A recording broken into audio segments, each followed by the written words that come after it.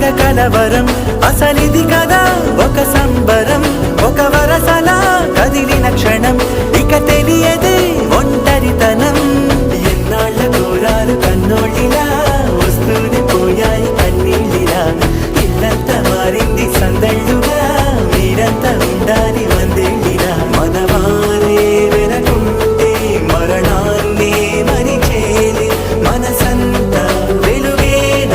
ఇక చీకటెళ్ళింది తెల్లారి నీ నవ్వుతోనే 10 మంది